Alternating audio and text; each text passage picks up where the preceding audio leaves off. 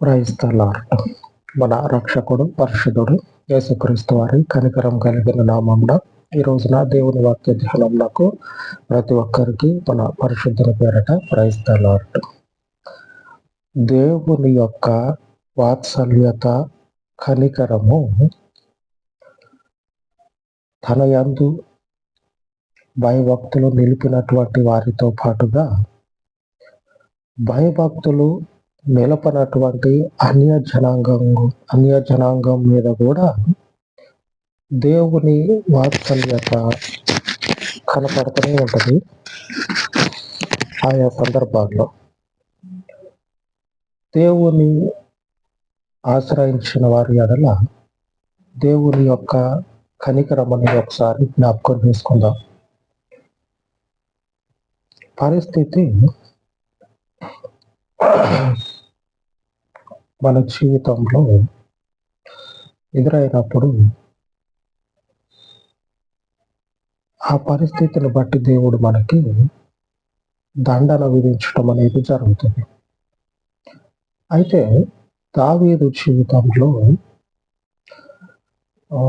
అనుకోని విధంగా అది కొన్ని సంవత్సరాల నుంచి చేద్దాము అనుకొని చేసింది కాదు, లేకపోతే కొన్ని మాసాలు కొన్ని రోజులు నుంచి చేద్దాం అనుకొని చేసింది కాదు. అనుకోని విధంగా దేవుని సన్నిధిలో ఉన్నటువంటి మనుషుని ద్వారా జరిగినటువంటి అపరాధం కనుక దేవుడు ఏం చేస్తా ఉన్నాడంటే మనుషుడిని కనికరిస్తా ఉన్నాడు. ఆ మనుషుడిని కనికరిస్తా ఉన్నాడు. మన దేవుడు ఈరోజు వాగ్దానం చేస్తూ ఉన్నట్లుగా ఆయన కృతజ్ఞత లేని వారి ఎడల, దుష్టుల ఎడల ఉపకారం చేసే దేవుడు. ఆయన ఒకసారి యోబు అంటాడు, దేవుడు తన శ్వాస నిశ్వాసాలను తిరిగి తీసుకున్నట్లయితే మనుషులందరూ ఏమైపోతారు? సర్వశక్తిమంతుడు ఒకసారి న్యాయంగా ఆలోచన చేస్తే మనుషుని యొక్క ఉనికి ప్రశ్నార్థకం అయిపోతాడు. యోబు అన్న మాట నిజమే. దేవుడు గనక కరెక్ట్గా న్యాయాన్ని చూస్తే, న్యాయము తప్పని దేవుడు కరెక్ట్గా న్యాయాన్ని చూస్తే మనుషుని ఉనికి ప్రశ్నార్థకం అవుతుంది. అది సత్యం. కనుకనే యేసు ప్రభు వారు సెలవిస్తా ఉన్నాడు ఆయన యొక్క శిష్యులతోటి, అక్కడ ఉన్నటువంటి ప్రజలతోటి, దేవుడు కృతజ్ఞత లేని వారి ఎడల, అలాగనే దుష్టులైనటువంటి మనుషుల ఎడల ఉపకారం చేసే దేవుడు. మన ప్రభు ఏం చేస్తా ఉంటాడంటే కృతజ్ఞత లేని వారి మీదనే ఆయన కనికరం నిలిచినప్పుడు ఆయనలో నిలిచినటువంటి మన మీద ఆయన యొక్క కనికరం ఎంత ఉంటుంది. అలాగనే ఆయన యొక్క దండన అనుభవించే సమయంలో ఆ దండనలో నిలిచి దానిని అనుభవించటమే అన్ని విధాల శ్రేయస్కరం. మేలులు అనుభవించేటువంటి వారు ఆయన ద్వారా వచ్చేటువంటి ఇబ్బందులు కూడా అనుభవించాలి కదా. నేను ఎల్లకాలం మేలులే చూస్తా అంటే నీకు దేవుడు అనేటువంటి ఆలోచన నీకు ఉండదు. ఆమె దేవునికి మహిమ కలుగును గాక. నీకు దేవుడు అనేటువంటి ఆలోచన ఉండదు. ఎందుకంటే ఆ శరీరం అనేది సుఖానికి అలవాటు పడిందా,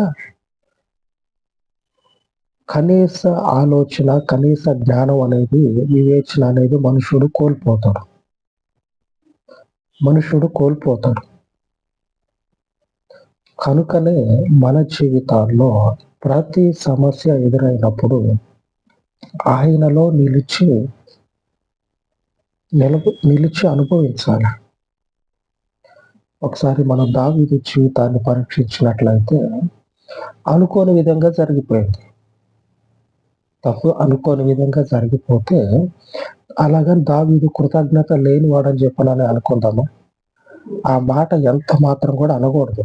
ఎందుకంటే దావీదు చూపినటువంటి కృతజ్ఞత మన ఊహకు అందం. దేవుని ఎడల దావీదు చూపే కృతజ్ఞత మన ఊహకు అందం. అంతటి కృతజ్ఞత కలిగిన వాడు దేవునికి ద్రోహం చేస్తాడా? దేవుని నీతిని తప్పించి తిరుగుతాడా? తిరగడు కదా. దావీదు యొక్క హృదయం అనేది దేవునిలో కలిసిపోయింది. ఆ మనుషుని యొక్క మార్గము, ఆలోచన, ఆ మనుషుని యొక్క హృదయం అనేది దేవునిలో కలిసిపోయి ఉన్నది. అట్టి మనుషుడు దేవునికి విరోధంగా తిరుగుతుడా అంటే ఏ మాత్రం తిరగకపోగా అనుకోని విధంగా జరిగిపోయినటువంటి అపరాధం వల్ల క్షమించబడతా ఉన్నాడు. తప్పు చేయకుండా ఉన్నటువంటి వారు లేరు. తప్పు చేసి సరి చేసుకునేటువంటి వాళ్ళు కొద్ది మంది ఉంటారు. దేవుణ్ణి విడిచిపోయేటువంటి వారు అనేకులు ఉంటారు. ఒకసారి లేఖనం చదువుకున్నాం. 2వ సమూయేలు గ్రంథము 12వ అధ్యాయము 13వ వచనం. నేను పాపము చేసి తినని దావీదు నాతానుతో అనగా, నీవు చావకుండానట్లు యెహోవా నీ పాపమును పరిహరించాను. గొప్ప స్థితిలో ఉన్నటువంటి రాజుగారు నేను తప్పు చేశా అని ఒప్పుకుంటా ఉన్నాడు దేవుని ముందు. అప్పటిదాకా ఆలోచనే లేదు. ఆ విషయం కొంచెం పక్కకి పెడితే, ఎప్పుడైతే తన బండారం బయటపడ్డదో, తను చేసిన తప్పు బయటపడ్డదో అప్పుడు ఒప్పుకుంటా ఉన్నా. బుకాయించట్లా. నేనేంది అట్లా చేస్తానా? నేను పెద్దనైతే అంత పని చేస్తానా అని బుకాయించట్లా. ఒప్పుకుంటా ఉండవు. అవును, తప్పు జరిగిపోయింది అని. మరి ఈ మనుషుడు దేవుని చేత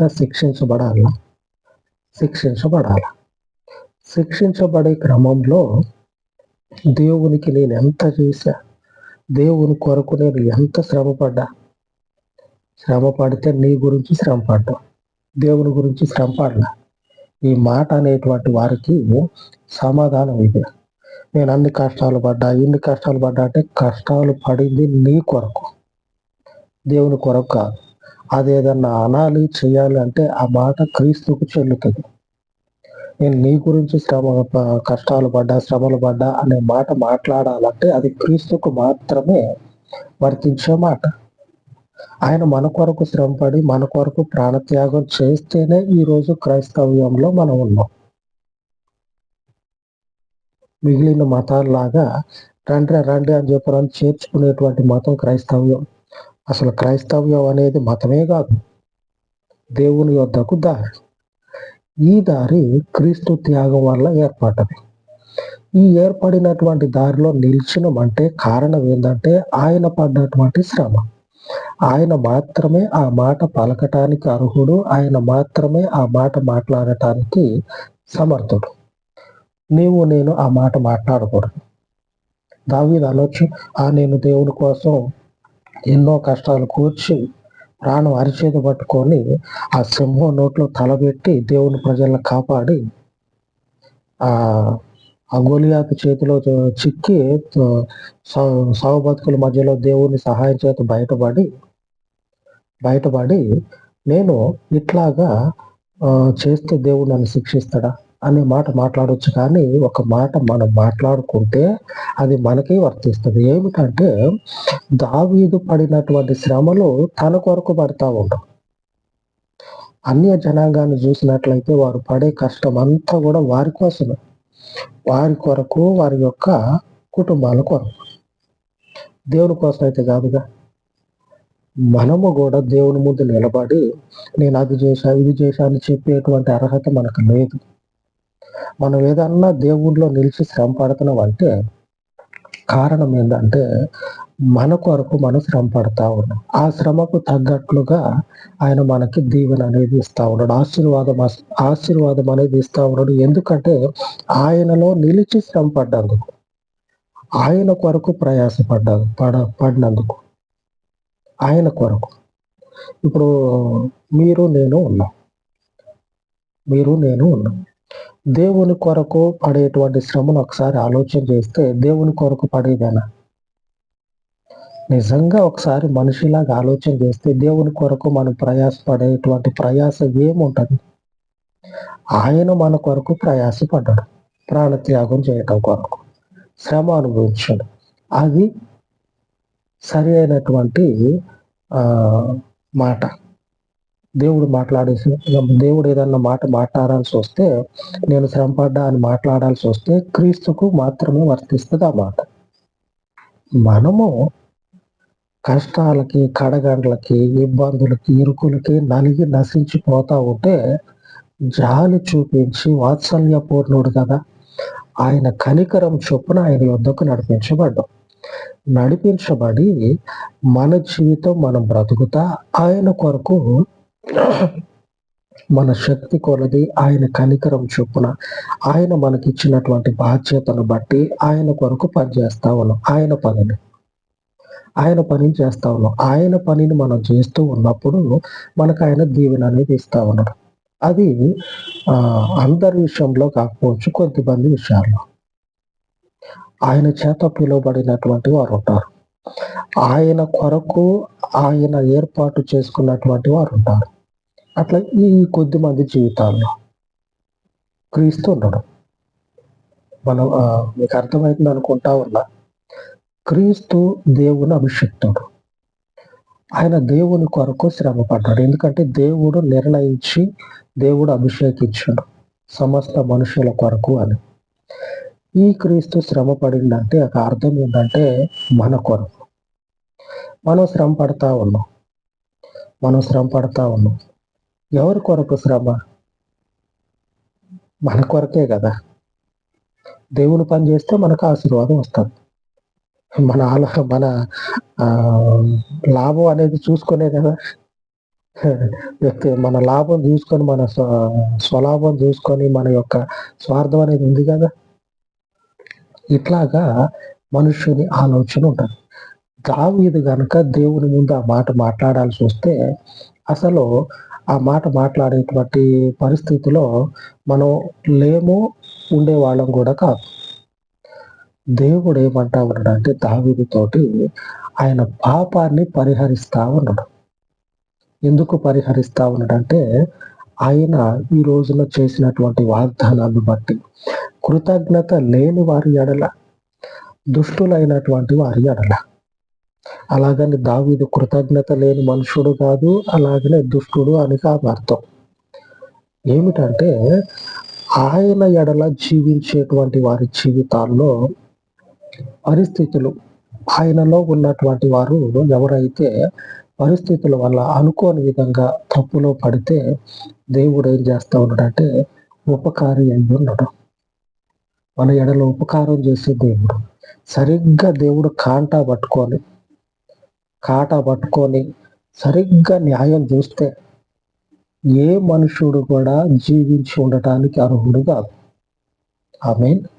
దేవుని యొక్క ఈ రోజున వాగ్దానము లూకాసు వార్త 6వ అధ్యాయము 35వ వచనంలో రాయబడి ఉన్నది. ఆయన కృతజ్ఞత లేని వారి ఎడలను, దుష్టుల ఎడలను ఉపకారి అయి ఉన్నాడు. కనుకనే మనం ఈరోజు జీవం కలిగి బ్రతుకుతా ఉన్నాం. ఆమేన్. ఈ రోజున మనం జీవిస్తూ ఉన్నామంటే అర్థం ఏంటంటే ఆయన ఉపకారము చేత మాత్రమే, ఆయన ఉపకారాన్ని బట్టి మాత్రమే మనం జీవిస్తా ఉన్నాం. అట్టి ఉపకారం చూపే దేవునికి కృతజ్ఞత కలిగి వద్దాం. ఆయన వాళ్ళం కదా. అన్య జనాంగం అయితే కృతజ్ఞత లేని వారుగా ఉంటారు. ఆయన ప్రజల మధ్య పరిస్థితుల వల్ల కృతజ్ఞత లేని స్థితిలో దిగబడిపోతే, దుష్టులముగా ఎంచబడితే, ఆ స్థితిలో దేవుని చేత మన యొక్క పాపాలను పరిహరించుకునే విధంగా మన ప్రవర్తనను కనపరుచుదాం. ఆయన ఉపకారం చేసే దేవుడు. ఆయన ప్రజల ఎడల మరీ ఖచ్చితంగా కనికరం అనేది చూపించే దేవుడు. మనల్ని దాటిపోకుండా ఆలోచన చేసే దేవుడు. ఆ పరిశుద్ధుడైన దేవునికి ప్రార్థించుకుందాం. మహోన్నతుడైన తండ్రి, ఈ ఉదయకాలమందు మీ పాదముల యొద్ద ప్రార్థిస్తూ ఉండగా చెప్పబడినటువంటి వాక్యమును తండ్రి ప్రతి ఒక్కరి హృదయంలో నాటి ఫలింపచేయమని, నీవు తండ్రి ఉపకారము చూపే దేవుడము. కృతజ్ఞత లేని వారి ఎడల, దుష్టుల ఎడల, నీ ప్రజలైనటువంటి వారు వారి పరిస్థితుల మధ్యలో చిక్కుబడిన ఎడల కనికరమును జ్ఞాపకము చేసుకొని పరిశుద్ధుడా, దావీదు ఎడల కనికరము చూపిన నీవు నీ స్వాస్థ్యము క్రీస్తు యొక్క రక్తంలో కడగబడి ఈ దినమున క్షమాపణ కాలంలో ఉన్నటువంటి అనేకులను జ్ఞాపకం చేసుకొని అమూల్యమైనటువంటి నీవు తండ్రి ఇట్టి మనుషుల కొరకు చిందించిన పవిత్ర రక్తాన్ని జ్ఞాపకము చేసుకొని ఇట్టి నీ ప్రజల ఎడల నీ కృపను జ్ఞాపకము చేసుకొని నీ కనికరము చొప్పున సమస్తమైనటువంటి అపరాధములను దోషములను పరిహరించమని మీ పాదముల యొద్ద ఈ మనవులను ప్రతిష్ఠించి యేసు నామమున ప్రార్థించి వేడుకొనుచు ఉన్నాను తండ్రి. ఆమేన్ ఆమేన్. సర్వోన్నతుడైన మన ప్రభు కృప మనకు నిత్యము తోడై ఉండి మనలను నడిపించును గాక. ఆమేన్ ఆమేన్.